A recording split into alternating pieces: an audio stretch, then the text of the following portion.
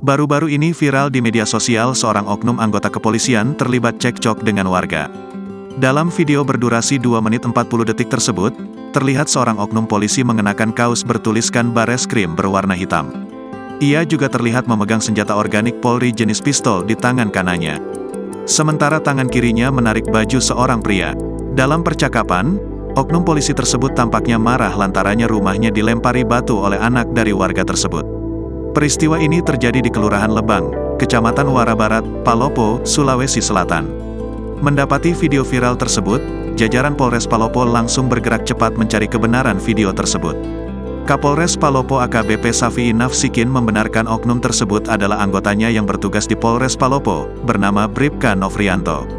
Kasih Propam Polres Palopo, AKP Idris, pun mengatakan sudah menginterogasi Bribka Nofrianto lantaran aksinya menggunakan senjata api itu. Dirinya menambahkan, senjata api yang dimiliki Bribka Nofrianto sudah disita oleh Propam Polres Luwu.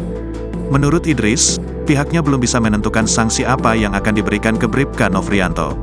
Idris menambahkan, 2 sanksi Polri akan diberikan tergantung hasil pemeriksaan. Sementara itu, Kasat Reskrim Polres Palopo Ibtu Alvin Aji Kurniawan mengatakan, peristiwa itu dipicu oleh kejadian rumah anggota polisi itu, yang dilempari warga yang diduga terekam dalam video viral itu. Dalam video tersebut terlihat seorang warga yang mengenakan baju merah. Pemicunya karena rumahnya dilempari, ia yang baju merah itu diduga pelaku perusakan rumah dan yang menenteng senjata api itu anggota polisi, ucap Alvin Aji Kurniawan. Download Tribun X sekarang, menghadirkan lokal menjadi Indonesia.